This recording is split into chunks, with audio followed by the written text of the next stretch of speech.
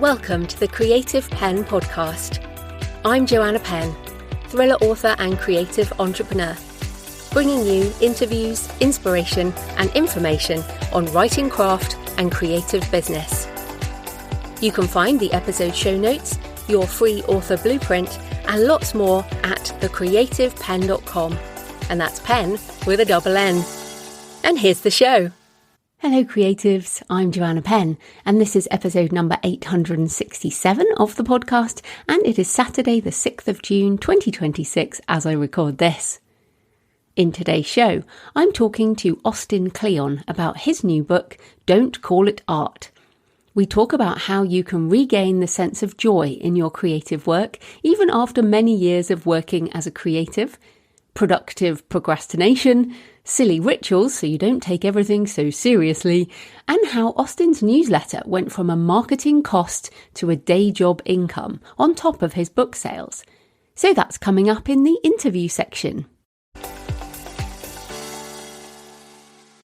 In writing and publishing and book marketing things, Orna Ross on the Self-Publishing with ALLi podcast has an episode on Does Social Media Still Sell Books?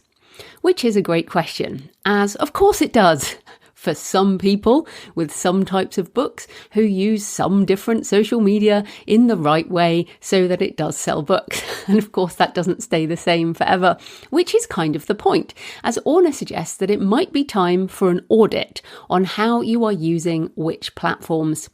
Orna says, if social media doesn't appeal to you or you don't feel you have the skills, you have two options: leave or develop those skills. The key is aligning the values of your social media presence with the values inherent in your books, and that takes time. As ever in publishing, there's rarely a quick win. Also, I do think that sort of short and quick content often doesn't work for many of us. We want to sink deeply into our work, and I'm pretty much one of those. Orna says, if it drains the interiority that your books depend on, it's obvious this won't suit you. And obviously I do mostly long form content, so I like podcasting and this podcast, but then I was reflecting on it thinking, oh, well, I don't want to spend my time doing short form content, but this podcast takes a lot longer to prepare than probably a week's worth of short form content. So when I speak to people who do, say, multiple TikTok videos in a day, I will probably spend more in a week curating this introduction, doing the interviews, checking over. I mean, I do have a AI help now with various bits of the process, but it's obviously still me preparing this intro, doing the interviews and checking over what goes out. And yes, so I think that the amount of time it takes is probably comparable, or I'm spending longer on it, but it's more about what suits you. So doing one bigger thing rather than lots of shorter things, for example. Other trends Orna talks about in the post, the old single town square model, for example. Everyone is talking about the same thing on Twitter, or everyone's talking about the same thing on Facebook or Instagram or whatever, is over. The platforms have fragmented, each serving different age groups and social groups. And video has also become a genuine sales engine like nothing else for certain books in certain genres. So in the background to all of this, there's also a growth in different ways of reaching a community of readers, a growth in subscriptions, reader communities and direct-to-reader platforms like Patreon, which I obviously use, Substack, which Orna uses, Kickstarter, which many of us use, and direct sales through WooCommerce or Shopify stores. Orna says writers are getting comfortable with the idea of selling direct and building up readers on their own websites, and using social media to drive people toward these owned platforms is where things work really well. Social media and direct sales go hand in hand, and this is sometimes called social selling. And I think in the olden days, like when I got on Twitter, 2006, I want to say it was 2006, 2007, those first few years, it was all about, the idea was sort of 80% of the time you were not posting your content and you were spending your time having conversations and all this, and then 20% of the time you could do something about what you were selling. And in fact, Gary Vaynerchuk did a book on this called Jab, Jab, Jab, Right Hook, kind of a violent metaphor really, but the idea being that you would do more of the giving value side and then you would ask for the sale. But what we see now on TikTok is it's essentially a shopping channel. It's social selling. It's all about the sale, and the content is all about driving things towards that. So it's a really different world. And of course, that's not true everywhere, but I think it's really interesting how things have changed. I mean, that's happened to a lot of things over time. It kind of moves from conversational and gentle to more of a hard sell over time. But going back to the article, Orna talks about doing this audit. So first of all, list every platform you're on and what you do with it. Are you active or dormant? And if you're active on a platform, in what way? Then think about what it does for you. Does it actually achieve anything? And consider the true cost in energy, time and money. Does it drain you? Does it energize you? Does it feed you in some way? And of course, it doesn't have to be financially. It doesn't have to be book sales. It could be connecting with other authors, for example, or a learning opportunity. So does it feed you in some way or just take from you? What is the point? This is such a big deal in all we do. Then make some active choices.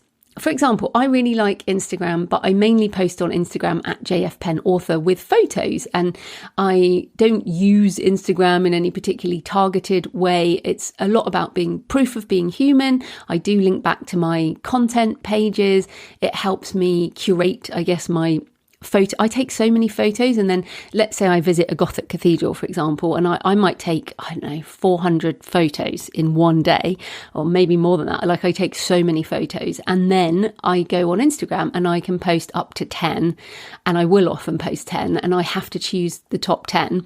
That's actually really good for me, because then when I do my email list, I don't go to my photos on my Apple account. I go to my Instagram account and I pick those photos. It means I don't have to do that curation more than once. So that's really useful. And then I often auto post to my Facebook page, and I do run ads. So I keep my Facebook pages going mainly for running ads from. I don't often go in there anymore, but I think I will keep those. Like, I like posting on Instagram. I like looking at photos on Instagram. And then I keep Facebook for advertising. So those are some good reasons. I'm still on X at The Creative Penn, but I mainly look, and I do still post, but not in the way I used to. So back in the day, in early days of Twitter, for maybe 5 to 7 years, I was sharing links that were interesting for authors. That's kind of how I started building up my authority, I guess, and my platform on Twitter was sharing useful content, and then obviously posting my own as well. But I don't really do that much anymore. But it is where I get my AI news. Twitter, or X X is the biggest platform for people who are sort of using AI. So I get all of my AI tips from there, which helps me help you through Patreon and like the webinars I did recently. Now, of course, some authors who left X after Elon Musk took over have come back. Stephen King is probably the most famous one of them. So there's plenty of conversation amongst authors, but it's not a place to sell books, in my opinion. It's more a conversational hub. I have a profile on LinkedIn, but it's super old. Don't really use it. As you know, I'm not on TikTok. Basically, I do not use social media to actively try and sell books. I use it, as I said, more like this sort of visual diary, a way to find content. But I have this long form podcast and Patreon, which is where I interact with a number of you. And then I have my email marketing side, sort of my email lists. And so take someone like me and do not model me when it comes to social media. I am just not the right person. And compare this to my friend Sasha Black, who, as Ruby Rowe, uses TikTok and Instagram to very, very effectively drive traffic to her Shopify store and Kickstarters. Social media absolutely sells books for Ruby Rowe and is designed to do so, is a deliberately designed social selling in action. And I think this is the difference. Like, you have to decide what you want to do. You have to do some kind of marketing. I'm sorry, but you know this is true by now. And so what do you want to do? You learn the skills and you change your attitude. If I wanted to become better at social media, maybe I will decide. Never say never, right? Is it too late to go on TikTok? I wonder. But yes, I do think that you have to decide how you're going to use these platforms and do the things that feed you in whatever way that is. And also find an author who's actually doing what you want to do and model them. Don't randomly just throw things up and hope for the best. So in the same way, I spend time every week curating this introduction, doing interviews for the podcast. I spend time and energy on what is a marketing activity, but also does make me money in other ways. I mean, that might be another angle for me is, does podcasting sell books? Hell yes, it absolutely does. But again, if you do it in a certain way. So whatever you do, I guess this is the question. Is it serving you? Is it serving what you want to achieve? And then find someone who's doing it in that way and model them. And I think we can also start to question what purpose AI can serve in this, because obviously you can very easily now just use AI to spin up lots of content and automatically schedule it and put it all out there. But what's the point? So if you are going to do that, and obviously I'm pro AI and I have now the Meta MCP, so I had Claude setting up Facebook ads for me this week. And if you missed my advanced AI webinar, MCP is basically a way for agentic AI tools to connect to different services without having to build any custom automation, and they can create ads and monitor things and run analytics and all of that. So I am definitely open to new ways of using these tools, but I still think we have to question, why are we doing it? And then is it working? So let's say you are using these AI tools to spin up content and push it out there. Does it actually convert? Is it converting? So whatever we do, we're not just doing it unquestioningly. We are examining what we do. And then, of course, you can just go, okay, do you know what? I'm just off social media. I'm going to do something else. I'm going to do local library events with no recording at all, or local in-person school events, no recording, just connection with other humans. So you are an independent author. You get to choose your own direction. The most important thing is not doing things unthinkingly. So making active choices and deciding your own direction. So sticking with some AI things, there was an article in The Bookseller here in the UK called Trial by Algorithm last week, with a lot of hand-wringing over the use of AI for literary prizes. And you might have seen the controversy over this. But as ever, the most sensible comment comes from the aforementioned Orna Ross, who, as well as being the founder and director of the Alliance of Independent Authors, is also an actual active author, writing and publishing her books and poetry. And yes, Orna's a friend of mine, and we do the Self-Publishing with ALLi podcast together sometimes. But it always annoys me that so many of the commentators in this space work in publishing, but are not actual authors. So I always think it's really important for us to, obviously, people in publishing have completely valid opinions, but if you want opinions from actual working authors, then make sure you check what people do. So in the article, Orna says that what's eroding trust isn't AI use, it's the panic around detection. With Olga Tokarczuk's, I think that's how you say it, recent statement that she used AI to conduct research as part of her writing process, showing that even a Nobel doesn't insulate an author from accusation. Orna says the real reason is why, in an industry that is quietly threading AI through every process and cutting content deals with AI tech companies, are writers the only people being interrogated, cancelled, harangued, doxed, review bombed, and worse for AI use. Authors, like everyone else in publishing, are increasingly using AI in their creative publishing and business processes. At ALLi, the Alliance of Independent Authors, authors identify as one of three archetypes: AI minimal, AI assisted, and AI integrated. And I like that because even if you say, I don't use AI, you are AI minimal if you essentially use Amazon or Google, or pretty much anything online now, which all have AI at least wrapped in it somehow. But yes, three archetypes: AI minimal, AI assisted, and AI integrated. We encourage our members towards respect for each other's choices. We also encourage them toward transparency about use, and will keep doing so. But in this climate, where AI is being wielded as a weapon against authors, while everyone else keeps their tools in their pocket, we understand why honest disclosure may be impossible for many. Orna said that ALLi's position is simple: judge the work. treat authors as capable adults. And if you're going to interrogate provenance, interrogate the whole chain, or stop pretending it's about integrity. Trial by algorithm serves no one. I love that. Judge the work and treat authors as capable adults. I think we should all be doing that. Stop feeding the trolls and just get on with your creative work, however you choose to do that.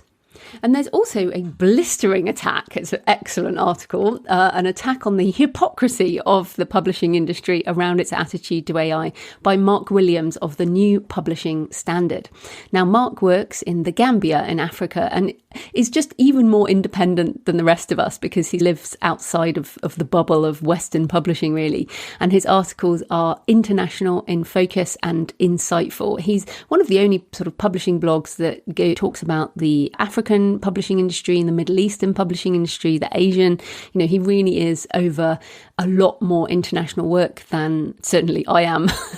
Or anyone who's working within the Western market. So it is a great article. Please go read it, as it is a long and considered view on all the publishing industry's hypocrisy over who gets to use AI tools, who doesn't, and who we should care about and who we shouldn't. So a little excerpt from it. He says, publishers have constructed, with meticulous care, a moral circle around creative labour. Inside the circle, authors, illustrators, narrators, translators, the human artist whose displacement by AI is framed as an existential crisis, a theft, an assault on imagination itself. Outside the circle, engineers, warehouse operatives, phone operators, metadata specialists, marketing copywriters, junior editorial assistants, the human workers whose displacement by the same AI is framed as efficiency, innovation, or simply not mentioned at all.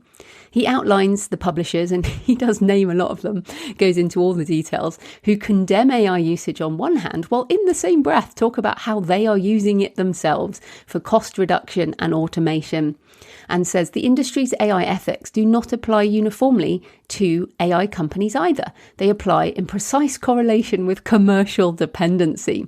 So any company they need is not attacked, and the biggest, of course, being Amazon, which owns the world's dominant book retail platform, the world's largest audiobook service, the world's largest self-publishing infrastructure, and through AWS provides the cloud backbone for much of the AI industry itself, is conspicuously absent from publishing's moral campaign.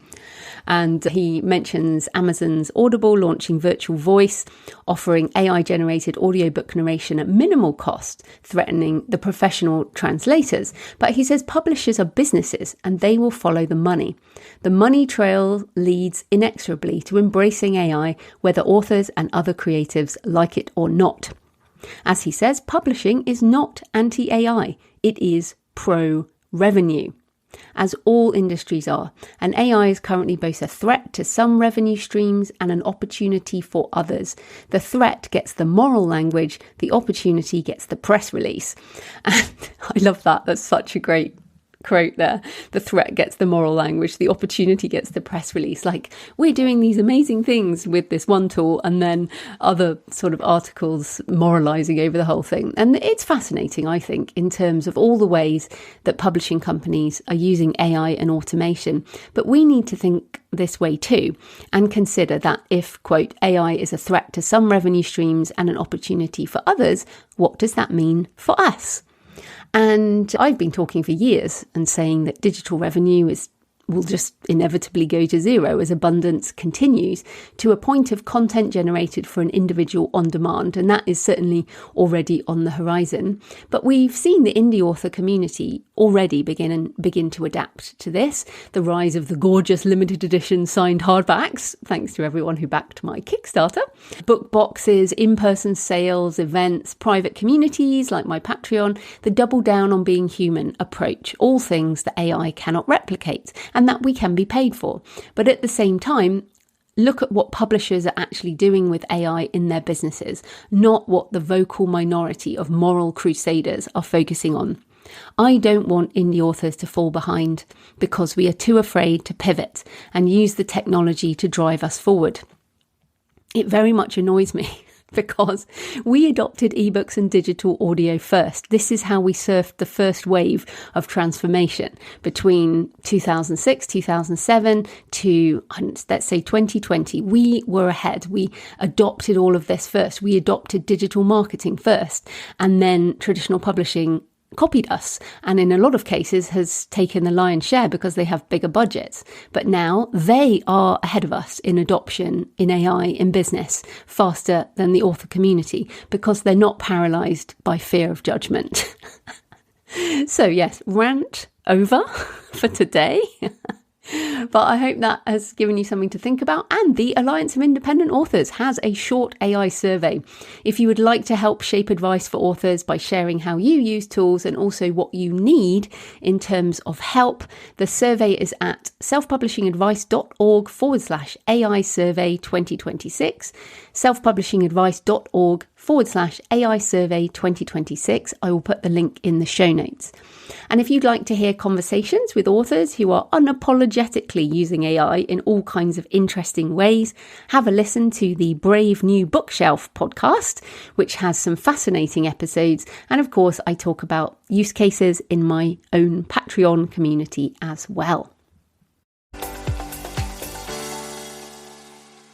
And in personal news, and this circles back to the very personal side of what we do, I went up to the BookVault printing factory this week. It is a big day out. I'm leaving on a 6 a.m. train from Bath. I go into London, then across London, then another train north, then a taxi to the factory, getting there about 11 a.m. and then signing and then doing it in reverse.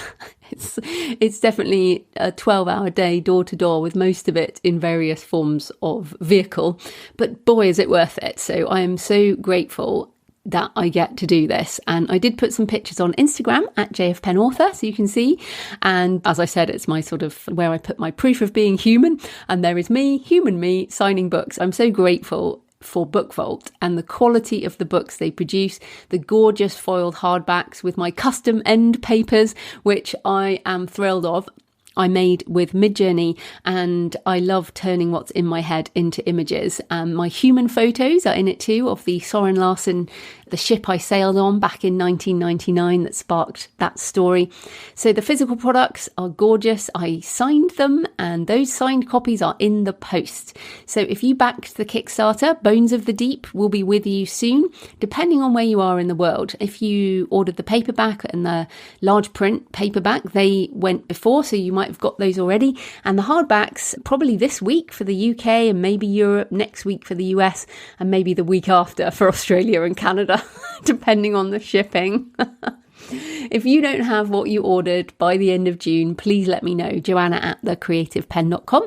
And you should, of course, have the ebook, the audiobook, and the digital bundles already.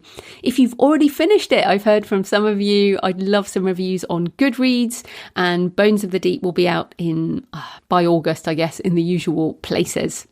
Also, I will be at SPS Live in London later this week, the biggest self-publishing conference in Europe, I think. I am not speaking, I am just hanging out, which I am really happy about.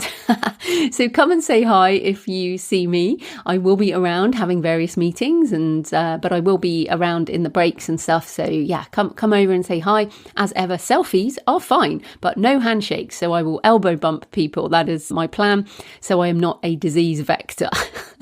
I will also be on the party on the boat, so I might have a dance with anyone game for it. It should be a fun time, and thanks to James Blatch and the team over at SPS for doing that conference. It is obviously a huge pile of work to do a conference, not something I intend to ever do on that kind of scale. So I'm really grateful for the opportunity to go to these things and be part of the community, and anyone who takes that kind of organisation on should absolutely be praised. And in fact, Joe Solari will be there from Author Nation as well. I won't be at Author Nation this year, but again, excellent conference. So yeah, and I think the sort of double down on being human, going to physical conferences in person, meeting people, obviously learning things. There's loads of interesting sessions, but many times it is the people we meet at these things that can be the support for us and the opportunities for business in the future. So yeah, enjoy those live events. And thanks for all your emails and comments and photos this week. So many comments on Jamie's interview about writing her story after the death of her sister. I'll just read a few. Nina said, "What a wonderful, heart-wrenching interview. I send all good wishes to Jamie, who wrote Weeping in Starbucks and retained humour and grace. Thank you for interviewing her so beautifully and sensibly." I appreciate that. It's hard to talk about these topics, so thank you for that. Julie said, "This conversation with Jamie resonated with me in so many ways, especially around allowing yourself to change what you want to write without shame or judgment." And Thorne said, "Another great conversation. I so appreciate Jamie's perspective and her humour. Her new book is the first of hers I've read. It's got her voice, is full of heart, and I'm sure it will find the readers who love it." Absolutely. And then thanks to Zoe, who sent pictures from Tharwa in Australian Capital Territory, ACT, a burial above a stony ground with view of Mount Tennant beside the Murrumbidgee, gorgeous Australian blue sky. And I still remember landing in Australia in 2000 when we still used film rolls. I'm sure many of you remember that, the ISO levels. And here in the UK, our light is very different. So you need, I can't remember if it's a higher or lower ISO, but when I landed in Australia, I actually had to get rid of those film rolls and buy new ones because the light and that was Western Australia where I landed back in 2000. I flew into Perth and went north and then down through Northern Territory and all that, and just the quality of light, and Zoe captured that light in the photos she sent. Wonderful. Wonderful place indeed. And Jen sent a picture from Rockaway in West Coast, Oregon, with her cute little dog Blitz, who loves the beach, and sent a picture of St. Mary's by the Sea Church, just steps from the beach. So that is wonderful. So you can leave a comment on the podcast show notes at thecreativepenn.com or on the YouTube channel. You can email me, send me pictures of where you're listening or your favourite cemetery or churchyard, joanna@thecreativepenn.com. I love to hear from you. It makes this more of a conversation. Today's show is sponsored by Pro Writing Aid, because however you choose to publish, whether you go indie or you want a traditional deal, you need to make your book the best it can be. Pro Writing Aid remains one of my absolute must-use tools in my writing process. I use it to go through my first draft before printing and hand editing, and then again after I put the edits into Scrivener, since I always make more mistakes and I still write in Scrivener. So I do that before sending to Kristen, my human editor.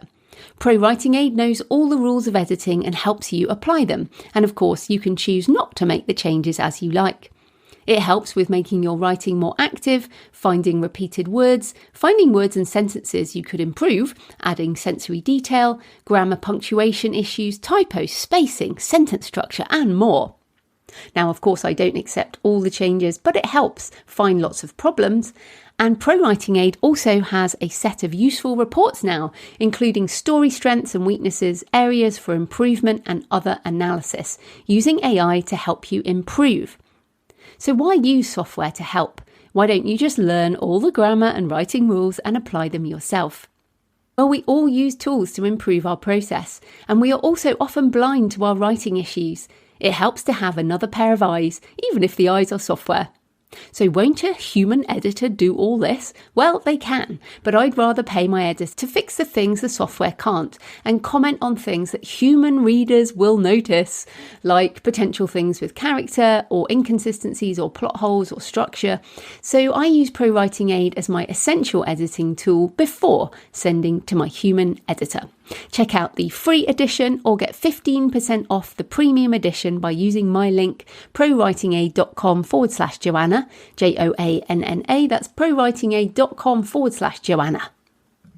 This type of corporate sponsorship pays for the hosting, transcription and editing, but my time in creating the show is sponsored by my community at patreon.com/thecreativepenn. Thanks to the 8 new patrons who've joined over the last week, and thanks to everyone who's been supporting for months and years. If you join the community, you get access to all my backlist videos and audio covering topics on writing craft, author business and AI tutorials. We had office hours last week with lots of AI use cases for author business, so you get the replay if you join, and you can come next time. The Patreon is a monthly subscription, the equivalent of buying me a black coffee a month or a couple of coffees if you're feeling generous. So if you get value from the show and you want more, come on over and join us at patreon.com, patreon.com/The Creative Penn. Right, let's get into the interview. Austin Kleon is the New York Times and international best-selling author of non-fiction books, including Steal Like an Artist, Show Your Work, and Keep Going, as well as an artist, professional speaker, and poet. His latest book is Don't Call It Art, 10 Ways to Create Like a Kid Again. So welcome back to the show, Austin. Thank you for having me back. It's nice to talk to you again. Yes, I know. So you were on the show in March 2020, and at the time your book was Keep Going, and it was prescient considering the pandemic and politics. And so I wondered, why this book, Don't Call It Art, now? Was this something you see in the creative community or your life that made you want to write this book now? So I think Keep Going is a book about what happens when the world goes crazy around you and you're still trying to do your creative work. This is a book about what happens when inside has bottomed out. Keep Going is a book about the world is kind of bottoming out and you're worried that your own creative work is. How do you keep pushing through and keep making stuff? And I think this book to me is about what happens when you bottom out inside, when you've kind of lost that love and feeling for that thing that you wanted to do, and you're just not connecting with it in the way that you used to or the way that you want to. And how do you get back? How do you return to that sense of joy and wonder and fun that we have when we're starting out? And for me, it was being around my little kids kind of taught me how to tap into that, because my kids were kind of these natural, they didn't have, I would spend all day talking to people who had creative hangups, and I'd get back in the house and I'd just be around these beings that didn't have any of them.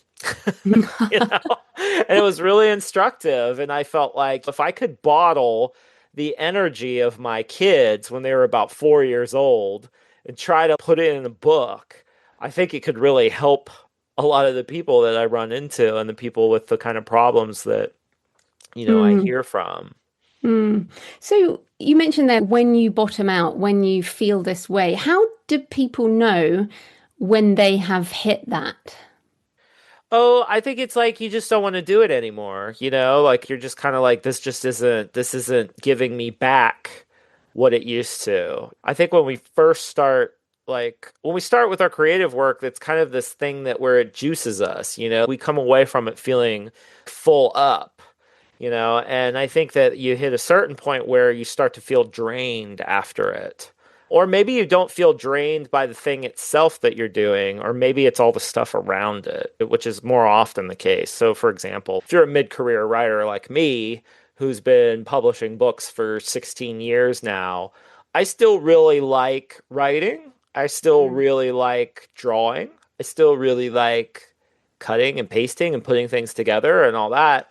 The admin around the work, as I call it, the emails, the meetings, the running a business part of it, that's super draining for me. And that stuff can start to bleed over into the creative work. And so it's really important for me to make sure that I'm having some playtime, so to speak, some R&D, some research and development time, to make sure that it's not just all business. Because I think when you take the thing that you love and you turn it into the thing that you make a living from, you can really run into a lot of problems. Yeah, and I'm at 20 years, so I know exactly what you're saying. And a lot of listeners also, same thing, have been, we love writing books, but as you say, it's all the stuff that goes around it. So for those of us who do this for money as well as passion, what are some more practical ways, I guess, to have more fun with our creativity? Well, something I learned from my kids is that you really are your most creative when you're supposed to be doing something else. So one of the things I use a lot in the studio is productive procrastination. Whatever I'm supposed to be working on, I start another little project, and that's my little naughty fun time. So one of the things I do, like when I'm working on a book, or when I'm doing anything is when I first come into the studio, I try to do something that I'm not supposed to be doing. Something that I won't have much to show for. And that could be making one of my blackout poems. That could be making a collage in my notebook. That could also be sitting here. I have a bass in the studio now, so I can practice my bass guitar. And sometimes I'll do that for the first 15 minutes just to get in that headspace of, hey, what's it like to do something just for yourself, just because you want to do it? And then I think the juice that you get from that little naughty, I'm going to do what I'm not supposed to be doing right now thing, I think that kind of carries into the rest of the day. It's like a nice start to things. So do you think that play should be, or should is a bad word, but could be something that's different to what we make our money with? So for me, writing novels and stories is both great fun in one way, but it's also what I then publish and make money on. So writing stories is more serious, I guess, than playing with Lego or something. Right. And so the trick is, how can you make making your stories like playing with Legos? That's kind of been my whole career, is trying to figure out, like, I hate staring at Microsoft Word, and that blinking cursor, like it's just taunting you, like, come on, what do you got? So a lot of my creative life has been about trying to make it more playful, like trying to make it feel more like a game. And that's like when I came up with my blackout poems. There are these things that I do where I take an article from the New York Times and I black it out until it only has a few words left behind. It sort of looks like if the CIA did haiku for some people listening, but that was one little exercise. And then that weirdly, that thing I thought was just play, just fun, that kind of turned into my first book. So that's okay, well, what else can I mess around with and play with? So I do a lot of collage work in the studio, and I rarely actually use that for any of the books or anything. Sometimes I use it for my newsletter to illustrate the newsletter. But it's always trying to, like, the other thing is just trying to figure out, okay, how can I make writing a game, or how can I make it more playful? And there's different things that I do to kind of make it feel more playful. One of them's really stupid. I really believe in silly rituals because I think silliness is really powerful. People talk about their daily rituals. Mason Curry has that great book. So when I was reading that book, I realized it was really the silly stuff that I really liked. Like I think it was Balzac counting out coffee beans or something before he got to write, or Steinbeck sharpening 12 pencils or something goofy like that. So one of the things I like to do before I write is I have these cigarette pencils. They're pencils that look like cigarettes in the studio. So I put one in my mouth before I start writing, and I pretend to be some old 40s writer on a typewriter. So it's just getting in that. I like doing goofy stuff in the studio because I think when you do goofy stuff and stuff that you'd be embarrassed if anyone else saw it, it kind of gets you in that playful state. Mm. Yeah, it's interesting. And I mean, I felt that sometimes when I do this, but I very much in your book, you have a section that says, don't take things too seriously. Yeah. And I feel like for many of us, we write memoir, for example, some of us do, and that is very close to us. It's like the deepest expression of what we want to say in the world. It feels very serious. And so how can we hold things more lightly and not take things so seriously? Well, I think that for me, comedy is actually a philosophical position. And what I mean by that is that I think a lot of people set out with actually a tragic model of creative work, in terms that I think a lot of people think, oh, I have this special gift, or I have this thing that I really need to do, and I need to put it out into the world, and I need to see it. I need to make the world look more like I want it to look. They kind of have this idea that I'm like, through blood and sweat and tears, I'm going to see this thing through, and I'm going to push it into the world, and I'm going to have my way. And I think that there's another way of working where it's kind of more like, I'm just a normal person trying to play with my environment and take my experiences and put them into something interesting. So I'm going to play and use my wits, and we're going to see what we come up with. And I think they really are kind of two modes of life. And the pandemic taught me that it was really when we were keeping our sense of humor, and when we were kind of having a laugh and kind of keeping our egos in check around the house and just acknowledging how goofy we all were and how ridiculous the situation was. That seemed to be when we were really thriving. Mm. Versus like, well, we're in this tough situation. We got to make it into what we want it to be, you know? And it's kind of like that felt really bad. But when we cruised along and we were just improvisational and we just went at things with kind of a lightness, I think that lightness is really, there's a great Elo Calavino essay about lightness in Six Memos, his book for the new millennium, I think it's called. But I think lightness is really underrated. Even when we're Mm. going about heavy work, having a sense of lightness and play with it, I think just makes the work better.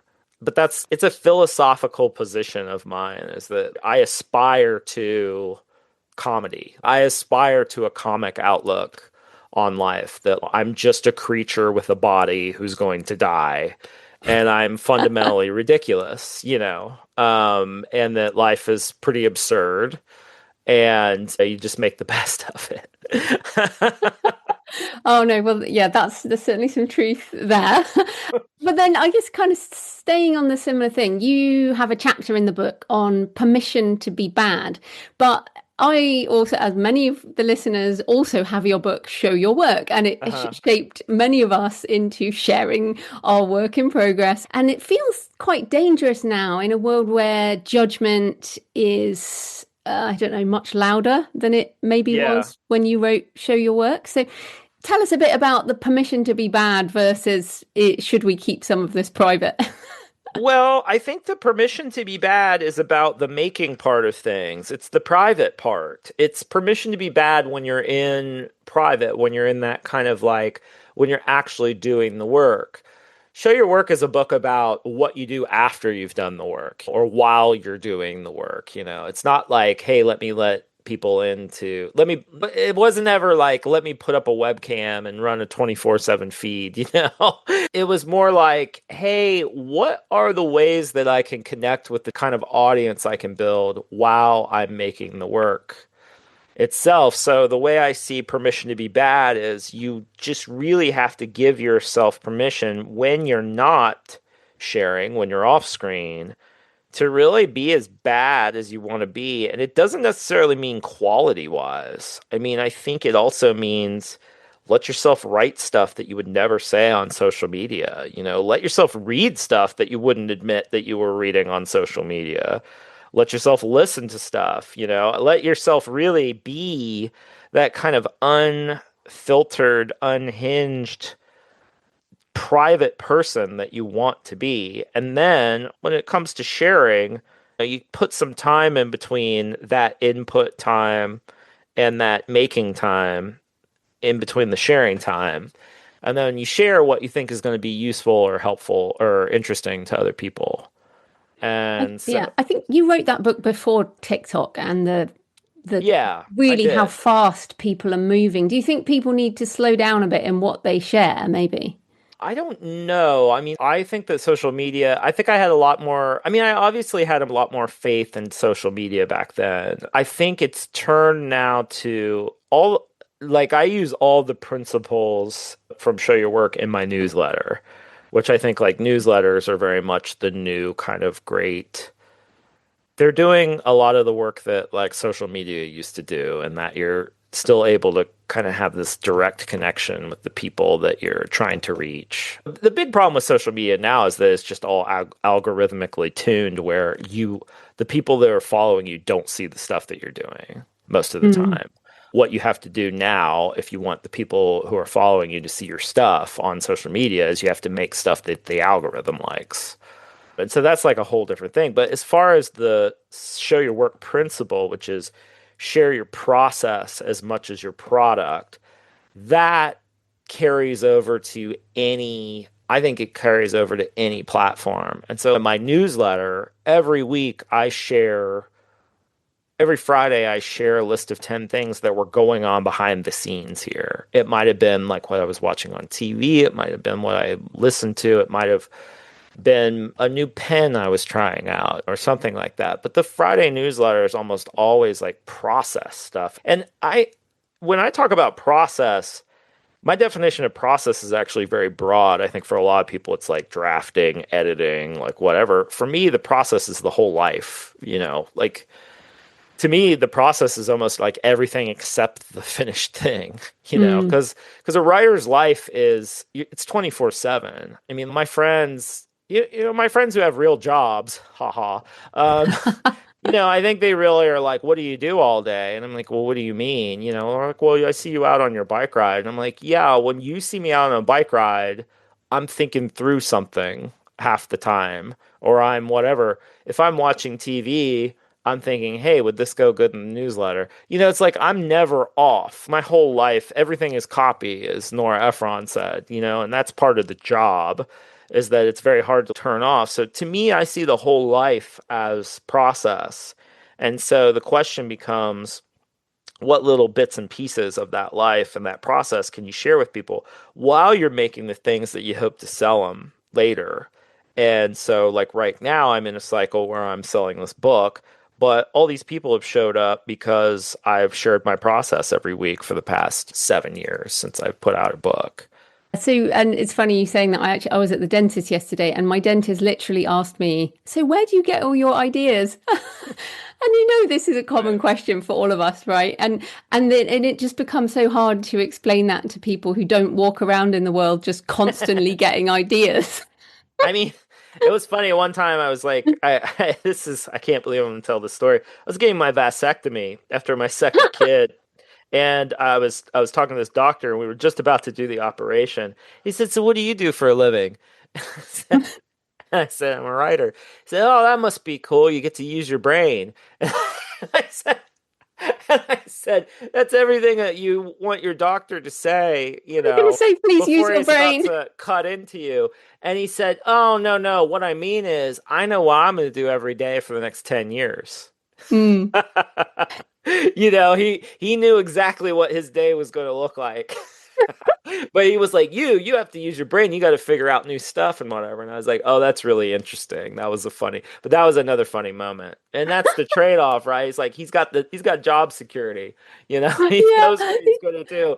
But yeah, it was a really funny moment. That was one of my favorite because I think every writer has a moment where they have to talk to a normal person, which is most of the day, actually, I was going to say, I'm married about to one. right, about what you do. Now my wife, on the other hand, grew up the daughter of a writer, so she knows exactly what it's like. Nothing ever phases her. So Mm. she's totally used to it. She's used to, me like staring off into space, completely checking out of a conversation. She's used to me using lines on her that I'm going to put in a piece later. She's used to the whole like rigmarole. So it's very handy. I've been very lucky in that sense. Mm. So, coming back to the book, you talk about your use of bibliomancy for Mm. inspiration, since we're talking about that. So tell us about that. I think all the book people listening will be happy. Well, yeah, so I'm a person who still keeps a dictionary nearby, a paper dictionary. I keep a big old American Heritage. It's just a big, thick, big book. And when I really don't have any ideas, I will turn at random to the dictionary and I'll kind of close my eyes and I'll stick my finger down on the page and I'll open them and I'll just see what I come up with. And sometimes just that act will give me an idea. But I also do that with books. Like I'll go around the studio, I'll just pick up a book and flip to a random page and just see what it says there, or read an old piece of like marginalia that I've left in a book. I believe deeply in the power of bibliomancy, and I think it's a case for paper books. I mean, I'm one of those people that still really I believe deeply in reference books. I've started collecting more and more of them. So I have an old big dictionary that's always open on my desk. And I look up words. I learned from John McPhee, actually, the writer, that you should look up words that you think you know. That's the first time I ever heard anyone say that, believe it or Mm. not, is that so I look up words that I think I know. And instead of reaching for a thesaurus when I need a different word, I actually just look up the definition of the word that I already have. That's another McPhee tip. But the other thing that happened that I thought was really interesting is I got a Roget for the first time, a thesaurus. And I don't think most people know what an actual thesaurus is. Like, I think most people think of a thesaurus as a synonym finder, and that's not actually what a thesaurus is at all. A thesaurus is like a weirdly, like, it's like an encyclopedia, weirdly. It's like knowledge it's a very strange thing. It's you look up things based on big concepts, and then it gives you a bunch of words to look up later. It's a very strange thing. It's not what most people think it is. So I have a couple of editions of Roget's in here. I like the really old Roget from like the 1900s because they actually have opposing ideas facing each other on the page. Do you have an old school Roget? Have you ever looked through one? Yeah, I mean, I was just thinking, I don't have one now, but I certainly grew up with them. And I was literally Yeah. just thinking, I wonder if there are ones for Americans and ones for British people, because Yeah, it'd be so interesting. often we do say different things, like we mean different things. I always hear Americans say, oh, that's a doozy or something, and it Oh, means a completely the opposite thing like you're here. like if you say fanny pack over there, that means something very different than it means here, right? Or chips or fries, that kind of Yeah, stuff. yeah, yeah. So I wonder if Yeah. there are different ones for I don't different know. cultural references. But I think that as people, I'm someone who, with ChatGPT and like all these LLMs and stuff, people are like, why would you ever pick up a reference, like a paper reference book? And I'm like, I actually like the friction. I Mm, like having to move in space and go over to my dictionary. I like flipping the pages. And I like having to scan a page for the word I'm looking for because this marvelous thing happens when you're looking for the word where you bump into all these other words. And then mm, if you're a word nerd, you get to start thinking about like the root of the word and oh, why is this word next to this word? Well, it's because they share the same root. And then you're going down all these fun rabbit holes. And my thing that I'm trying to do as a writer and a creative person is I'm trying to get to the thing that I didn't know I was looking for.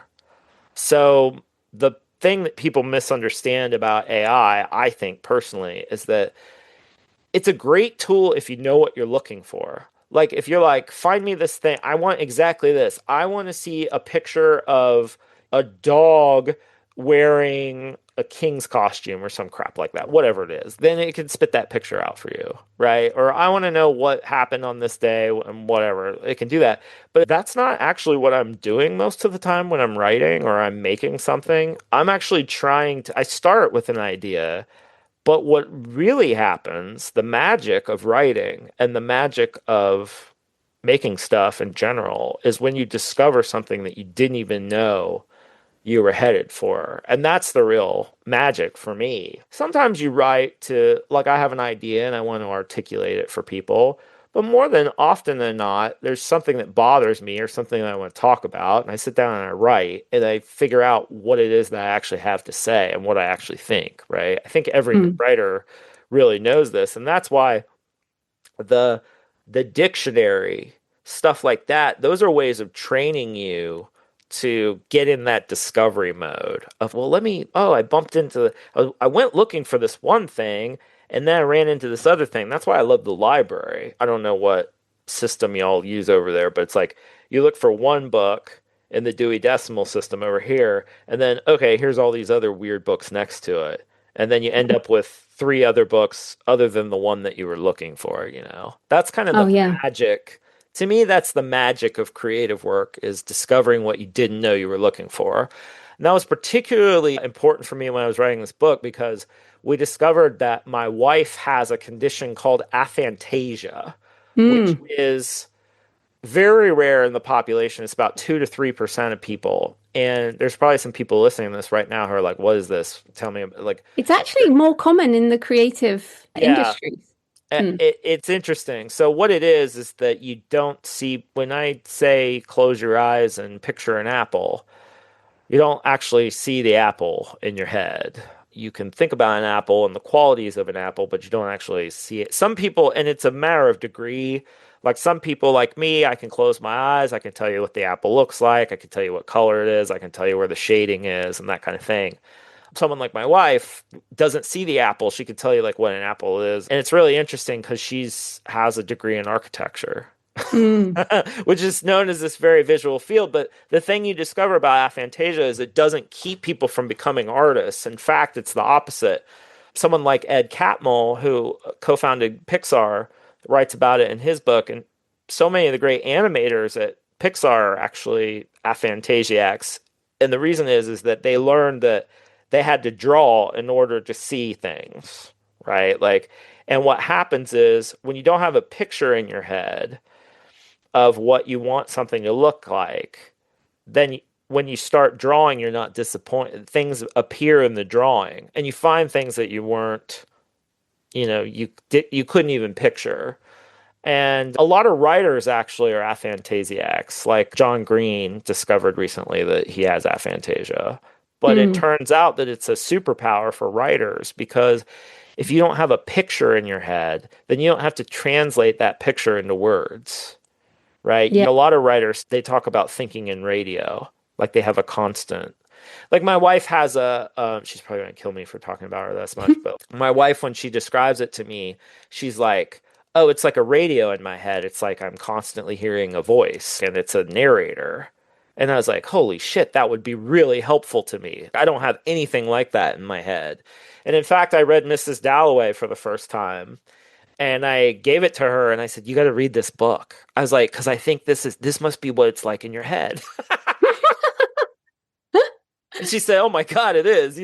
But it was like this thing where, so part of the thing that I took away from that experience, though, this is a long winded way of getting here, is that I take a lot of inspiration from people with this condition because most of the people I know in the arts or the creative fields, they set out with this grand vision and then they start working on the thing and it's nothing like what they had in their head and they get really depressed and they get really like this isn't what I had in mind.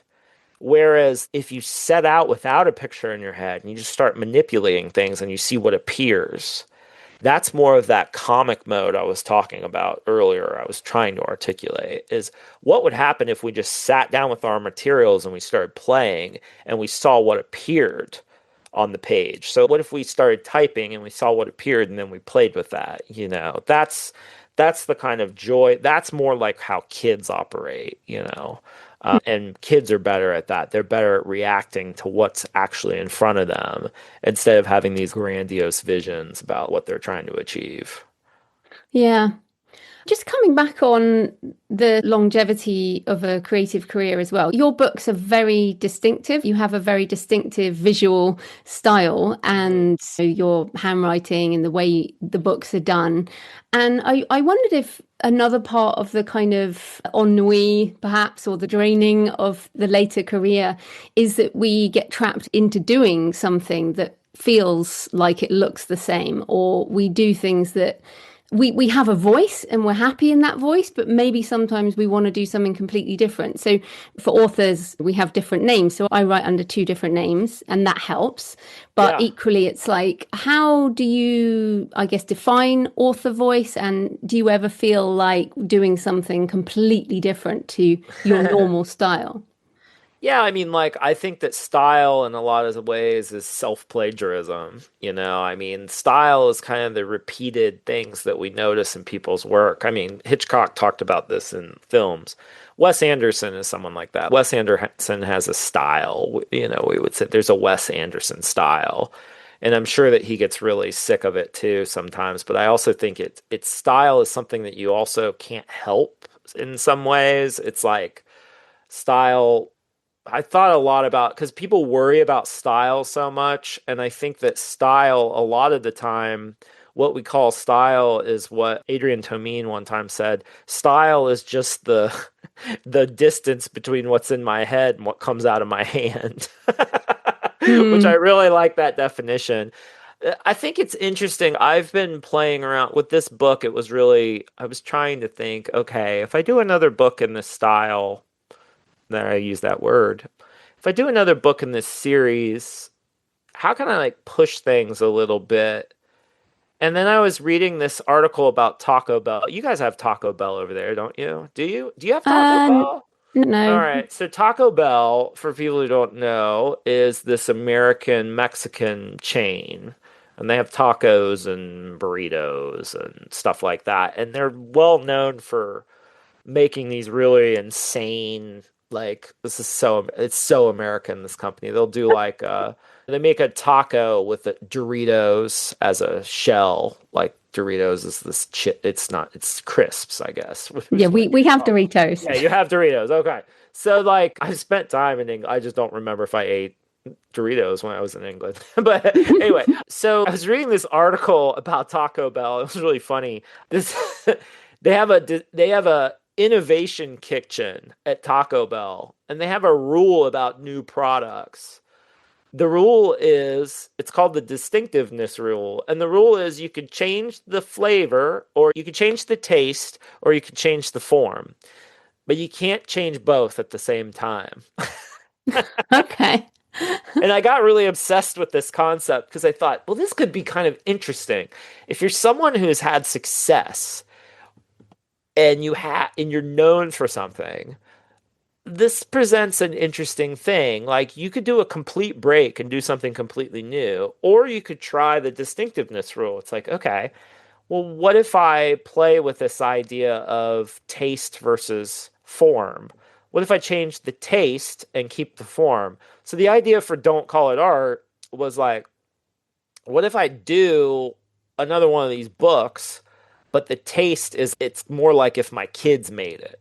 Like it had the texture of like kids art and it had like lots of scribbles in it and it was loose and messy and stuff like that. So it was kind of the idea. Now, I think the actual book ended up being more of like the other books. It ended up looking like an Austin Kleon book because I just kind of can't help that.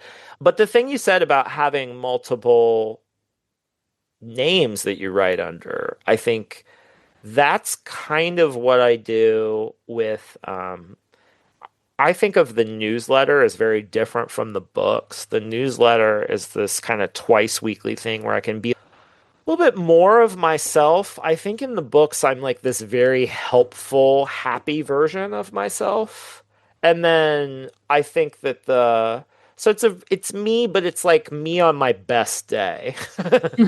Yeah. Really helpful and interesting for you. And then the newsletter is a little bit more of it's still a highlight reel in a sense, but it's a little bit more of my weird everything I'm into. It's kind of the more of the unclipped version of me. So the newsletter becomes a place where I can do a lot of the weird stuff that's much different from the books. So I have these little projects going all the time. Sometimes I'll make a bunch of prints and put them online. Sometimes I'll make a bunch of zines on a topic I haven't covered in the book. Sometimes I'll do a mixtape. And as someone who's interested in a lot of different forms and a lot of different genres and just different modes of output, I think having something like a newsletter has been really creatively fruitful for me. It's kept me Mm. from getting too bottomed out with the books because I know the books do a certain thing for the reader. And as much as I'd love to do a book that was like radically different, I also think I've been given a real gift with the form of my books and that I kind of own the way that they feel and look and stuff. You know, there aren't a lot of books that look like those books and feel like those books. And so I like playing with that form. It will be hard Mm. to get rid of it now. I think the pseudonym for me is kind of like the newsletter in a sense. I mean, the newsletter is a little bit more of where I get to be kind of wild and wacky, and then the Mm. books are a little bit more of a chiseled thing. No, and the book, I mean, the books are perfect. They're perfect examples of the form, as you say. But it's interesting, the newsletter, because you mentioned at the beginning that, again, we can be drained by the admin around the Mhm. work. And for many people listening, the newsletter becomes admin. So, how does the newsletter fit into your business? Obviously, the books are Yeah. traditionally published, they are very professional, they're all of that kind of thing. How do you have your independent side, and how does all of that work together in your business?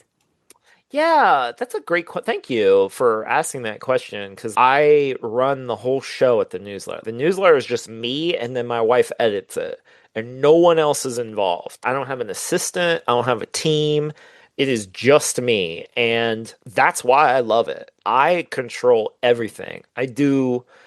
I pick who gets in there. I pick everything. And I love that. I love having that. I've always wanted to be, I grew up watching David Letterman over here, and Letterman had a nightly show. And I always thought that was killer. I thought, man, what a fun job. Like you have a show every night where you have a new guest and you have all these wacky things going on. It was like a variety show, and I always thought that would be really fun. So the newsletter is my version of that. I started the newsletter in 2013 and it was just a Friday newsletter. And it quickly became a list of 10 things I thought were worth sharing. And I had a friend who was like, hey, I have a newsletter. It's bigger than any conference you've ever gone to. Like, he was talking about South by Southwest here in Austin.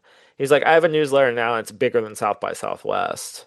And he was like, his name is Hugh McLeod, and he was like, I every, remember him. Yeah. yeah, so yeah, he would say, every time we have a print, I have this newsletter and I put it out, and every time we have a new print, you just put the print in there and there's a button, and then they buy it. He was just like, he was like, you got to get it. This newsletter thing is killer. And this was in 2011 or something. So he Yeah, was, I still have his books, yeah, Blogging Your yeah, Underwear or something. yeah, Yeah. totally. So Mm. Hugh's a whole different story, but I was just like, oh, I should really get a newsletter. And I love, like I mentioned, Letterman. Letterman always had a top 10 list on his show. And so I just always thought a 10 list was just really fun. And of course, the books are lists of 10 too. So it just worked to have a weekly list of 10. It just felt good. And it felt like an infinitely repeatable format. Like what I'm looking for as a creative person is I'm really looking for an infinitely repeatable format that can go on and on and on and be new every time. So the list of 10 is something that like people know the form. It goes back to the Bell thing, right? Mm. They know like the form, but they're not sure what's going to go inside. They know it's going to be a burrito, but they don't know what's going to be in the burrito. And that's the exciting part, right? So the newsletter, business wise, was always a marketing cost for about the first, let's see, 8 years of its existence. I paid MailChimp to send it out. And then in about 2021, when I hadn't done a book for a while, my agent said, you should, and this is to his credit because he doesn't make anything off the newsletter. He said, you should really think about doing a paid tier of your newsletter. And there's this thing called Substack now that makes that really easy. And so we moved to Substack in 2021 in October. And I started doing a Tuesday edition of the newsletter that was just for paid people.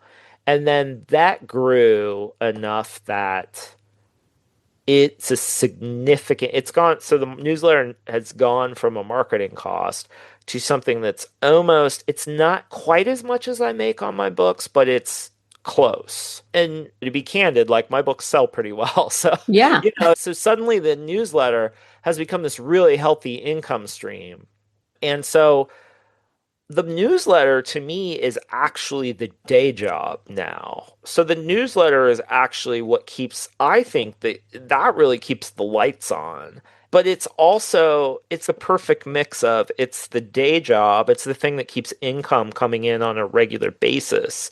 But it's also the thing I like to do the most because I'm not like a traditional writer who likes to just get lost in their book and take years and years and years and go away. And I'm someone who loves to just be doing a lot of different things. And so the newsletter is just like a perfect format for me. I'm talking Mm. myself into not quitting, actually. It's funny. It's gone from this thing that was a marketing cost to now it's like a significant part of our income. And Mm. so it's been very, very interesting that journey. That's such a bad word, journey. That trip from that is very interesting. And it's been Mm. really cool. But I'm also just been like really lucky. And I think that part of I'm always just trying not to squander my luck. Well, the book is fantastic, and I know people are going to love it and the newsletter, of course. So tell us, where can people find you and your books and newsletter online? So the easiest thing to do is to just go to austinkleon.com, and that has links to everything, the books, the newsletter. And I do actually keep an old school blog still. I'm one of the few people that still maintains their blog and keeps it up to date. So I'm hedging my bets because I think in the end, everything will come back along to a self-hosted website. I think in the end, everyone's going to just go back to their little websites, or at least I hope so. In the little corner. Well, that was Great, Austin. Thanks so much. Oh, thank you.